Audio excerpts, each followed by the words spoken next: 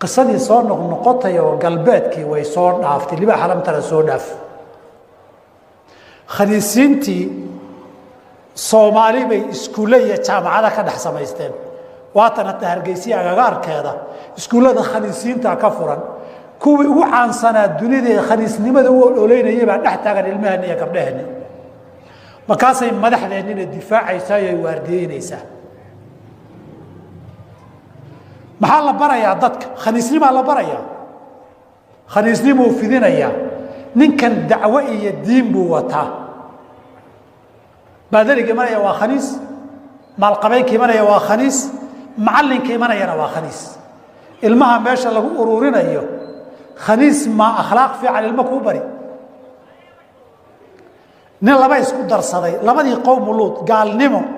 iyo khaniisnimo isku darsaday ninka waxa khayrka iyo wanaagga ka sugiyo isku bari muxuu yahay horumarka iyo wanaaggu ku keenay muxuu yahay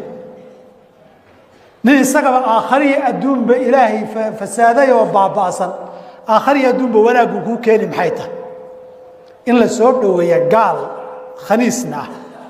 kuwii ilaahay dhulka intuu la gooyay dabagadiyay dariiqoodii baynu haynaa saxiix nabigu waa sheegay asamsayna samayn doono hadalka bi Saciid Khudri wuxuu ku yiri la tattabi'unna sanana man kana qablakum shibran bi shibrin wa dhira'an bi dhira'in hatta law dakhalu juhra dabb la dakhaltum kuwii korreey jidkooda raaci doontaan taaka taako dhudhun bahasha la yiraahdo dabbada oo ma sacagalayda ka yar godkeeda hataa haday galaan waad ka daba galeysaan fi riwaayatin sahihatin lil hakim fi mustadraki wuxuu hatta mid haduu hooyadii fuulo hooyooyinkii baad fuuli doontaan hadii khaniisnimo difaacadeen soo hadda inagu ma difaacanayno maxaa dhiman dariiqa in hooyadii uu fuuliyo inuu khaniis boombooniyo maxaa u dhaxeeya wax yar baa u dhaxeeya maalmo bay u baahan tahay in la gaaro la tattabi'unna sanana man kana qablakum waay waxaasi wax qof iyo mujtamac muslima ay aqbalaan maaha waxa laga aamusana maaha in ummadii muslimka ahayd khaniisiin loo boombooniyo lagu madax salaaxo ubadkii muslimka ahaydna kuwii ilaahay dhulka intuu la gooyay dabagadiyay xijaaratan min sijiri mandudin la yiri ubadkii tarbiyadoodii loo gacan geliyo arinaan habboonayn waay قال وبا اسلاماي حدنا خنيسه ورنا لغا عبسده ورددكن مسلمينta ama madax sheeganaya ama wax ka maqlayaan ummadda ilaahay uga baqaan ha ogaadaan waxa ay isdifaacayaan ay sababta u yihiin dambigi ka dhasha ilaa yawm alqiyaama ku soconaya safxaadkooda ku soconaya bariixilka waad ka tagi waana dhiman laakiin dambiga daba dheeraada diiwaanku ku galay aakhiro markii ilaahay ku weydiiyo maxaad waxaan dadka ugu sii deysay ugu difaacdo ugu qiil bixisay ilaahay aakhir hortiisa maxaad adoo kaliga oo qaawan oo qabri ku jira marka la weydiiyo jidkora uu yahay ama naar ama janno yahay ilaahay maxaa loo tagaysaa ilaahay aan ka yaabno war waxa waa wixii ummada lagu halaagay meeshii lagu halaagayna maalin walba markhaatileed oo la maro وبالليل افلا تعقلون ضدك لا هدلay inagu way وانكم لا تمرون عليهم مصبحين وبالليل افلا تعقلون ورددka fariinteedu haday gaarayso ilaahay uga baqaan dadka idinkuna ogaado aakhiru zaman baa la joogaa waqtigii calanka khaniisyada hatta yastaghni ar-rijalu bil-rijali wan-nisaa'u bin-nisaa'i nabigu uu yiri way muuqataa qiyaamo ma dheera adduunkan gunaanadka iyo gabagabadiisuna ma foga dhaqan bedelankii iyo diin bedelankii baa socdo fidaya haddii aadan wax ka qaban karin adu qayb ka noqon adu ha taageerin oo ha difaacin adu dambiga garab ha u noqonin oo adu meel fa ka jooga miisaanka dambiyadaada yaan lagugu darin aakharana gaal iyo khaniis buu difaacay ama u qiil bixiyay yaan lagu dhihin ilaahay subhanahu wa ta'ala ummadda allah soo hanuuniyo waxay khudbadeenu ku saabsan tahay qisadii nabi luut qowmkii loo soo diray iyo waxay ku dambeysay nabi ilaahi luut alayhi salaam waxa adeer u ahaa nabi ibraahim alayhi salaam deegaanka uu joogay iyo dadka loo soo diray waxay ahayd waddanka hadda urdun la yidhaahdo meelo ku yaallay ahaayeen ilaahay dadka uu soo diray labay isku dareen ilaahay inay beeniyaan iyo dhaqan xumo markii ugu horreysay aadamaha ka bilaabatay labada arrimood buuna nabiyullaahi luut calayhi salaam asaaska dacwadiisu inuu caqiidadoodana saxo ay rabbigood rumeeyaan dhaqan xumadan aan cid ugu horreysay jirin oo khaniisnimada ana ay iska daayaan qowm waxay ahaayeen ay khaniisnimada ku waayeelay kuna barbaaray kuna ciroobay madax iyo siyaasiyiin maalqabeen iyo cid magac leh dhalinyaro iyo waayeelba ay dhaqan u noqotay waa waqtii ugu horreysay ay taariikhda aadamaha khaniis iyo lesbiana ka bilowdeen bay ahayd dumar wax ka dayanaya iyo rag wax ka dayanaya baa qur-aanka looga sheekeeyey oo qisada ahayd nabiyullaahi luut markuu la hadlayey waxaa ka mid ah wuxuu kula hadlay ataatuuna dukraana min alcaalamiin watadaruuna maa khalaqa lakum rabbukum min aswaajikum bal antum qowmun caaduun war ma rag baad wax ka dayanaysaan ma khaniisnimo iyo daboolanimaad wax ka doonaysaan dariiqii saxda ahaa ee rag iyo dumar xiriir dhex maree taranka loogu talagalayna ma ka tegaysaan mar wuxuu yihi bal antum qowmun musrifuun dad xadgudbay baa tihiin marna wuxuu yihi bal antum qowmun caaduun dad xadgudbay baa tihiin bal antum qowmun tajhaluun dad jaahiliinaa tihiin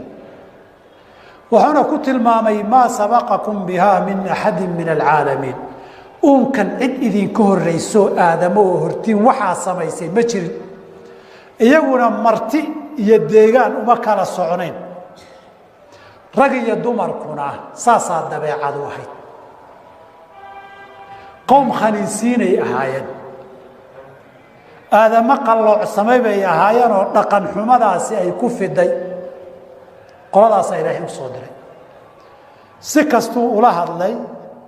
markay arkeen waxaan inuu diidan yahay dacwadiisiina waa beeniyeen asagana waxay dhaheen waaba nin isla fiicanoo dhaqankayagii wax ka sheegaye waddanka ha laga dhoofiyo ha laga masaafuriyo akhrijuu aala luutin min qaryatikum innahum naasun yatataharuun haddaad waddamadaas galbeedka iyo yurub iyo maraykan wax ka sheegta khaniisiinta iyo daboolayaasha in lagu xidhiyo in lagu musaafuriyo wey haddaadan waddanka u dhalan ama shalay waraaqaha lagu siiyey deegaanka iyo sheegatannimada waddanka aada sheeganayso intii lagaa qaaday in lagu soo masaafuriyo wey waa nafsa qisadii qur-aanku sheegayey akhrijuu aala luutin min qaryatikum innahum naasun yatataharuun kama hadli kartid ilaahay waad caayi kartaa diimahana waad caayi kartaa dadka shucuubta qaarna waad caayi kartaa laakiin daboola iyo khaniis wax kama sheegi kartid madaxdiiba ah siyaasiyiintiiba ah warbaahintiiba ah kuwii maxkamadaha joogayba ah macallimiintiiba ah maalqabeenkiiba ah kuwii kaniisadaha joogayba ah wixii ugu yaab badnaa wuxuu ahaa dabayaaqadii 1998 baan australia sydney joogay oo sanad guuradii khaniisiinta lagu qabtay ka baqal ilaahay dhulka inuu dhex nagaga soo daayo khaniiskii wixii joogay madaxa ahaa ee yurub iyo maraykan joogay baa isugu yimid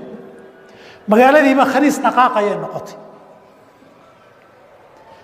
mujtamacaad sidaas ah weeye rabbigii khalqigan abuurtay waxaa ka xaq badan khaniiska rusushuu soo diray iyo diimihiina khaniis baa ka xaq badan saa darteed in badanoo mashhuurka warbaahinta ka hadla oo siyaasiyiina oo baadariyaana baa wada khaniisa saas darteed wax kama sheegi kartid waa xabsi iyo masaafuris qowmkaasa ilaahay u soo diroo la yidhi maa sabaqakum biha min axadin min alcaalamiin unka ilaahay wax idinka min albashari maaha adago min alcaalamiin wey unka ilaahayee naflaydee dhadig iyo labooda wax idinka horreeya lama arko haddaad waagii horeed yarayd ama waayo hore aan la yaabi jireen ma dad baa waxaan samayn hadda wixii qur-aanku ka sheekeynaya oo markhaatigeedii ilaah baan haynaa akhrijuu aala luutin min qaryatikum oo kaleetaan haynaa nabi luud markuu la hadlay waa beeniyeen habeenkii dambe malaa'ig baa ilaahay soo diray taksiga waxaa la markuu malagii galay biyo kulul iyo fuud kulul buu ku dhacaa sooma malaa'igtii baa ilaahay loo soo ekeysiiyey dhallinyaro qurux badan markaas waxay dhaheen kuwan aan kufsanno oo fuullo meeshii lagu halaagay bay ahayd waxaa loo cadaabay si aan umamkii kale ilaahay caasiye ambiyada beeniye aan weligood loo cadaabin fajacalnaa caaliyahaa saafilaha waamtarnaa calayhim xijaaratan min sijiilin mandud iyaga dhan baa qaryadii lala gooyey meeshay deganaayeen kor inta loo qaaday baa la soo dabagediyey dhagxan cadaab ahoo naarana markaasaa lala dhacay ilaa iyo hadda deegaankii la dabagediyey wax fiican kama soo baxo dhul la yaqaano ilahina qur-aanka mararka qaarkood waa ku tilmaamayo suurati saab wainakum la tamuruuna calayhim musbixiin wabileyl afalaa tacqiluun subax iyo galabba waad kor martaan meeshoodii miyaydaan ka caqli lahayn oo kuwaana qaadanaynin ummadda sidaa ay haalib ka noqoto ilaahay agtiisa cadaabaan ummado kale la cadaabinoo sidan ay ka mudan tahay ummaday sidaa ku haalib noqotayna waa ummad la halaagi rabo la cadaabi rabo oo mudatay cadaab ilaahay nabigana casintaa wuxuu inoogu daray qiyaamadu ma dhici doonto ilaa ragguna ragga shaqo ka dhigto dumarkuna dumar shaqo ka dhigtaan ilaa gayasiya lesbiyaana ay dunida haalib ka noqdaan qiyaamo ma dhici doonto axaadiis fara badan baa nabiga kaga sugan alayh salaam haddii tan liwaad la yidhaahdo luqada fiqhiga iyo carabiga dumar fuulayana sixaaq baa la yidhaahdaa axaadiis badan baa ku timaatay inuu nabigu leeyahay laa taquumu saaca xataa yastagniya arijaalu birijaali wاnnisaau biاnnisaai ilaa dumarna dumarun shaqo ay ka dhigtaan oo iyagu isku mashquulaan ragna ragun ku mashquulaan qiyaamo ma dhici doonto ummad halaagsantay oo cadaabkii aakhare lagu dejin rabo weeye qisadii soo noqnoqotay oo galbeedkii way soo dhaaftay libaax alamtara soo dhaaf khaniisiintii soomaali bay iskuulle iyo jaamacada ka dhex samaysteen waatan hadda hargeysiya agagaarkeeda iskuullada khaniisiinta ka furan kuwii ugu caansanaa dunida ee khaniisnimada u ololeynayay baa dhex taagan ilmaheenna iyo gabdhaheenna markaasay madaxdeennina difaacaysaa iyo ay waardiyeynaysaa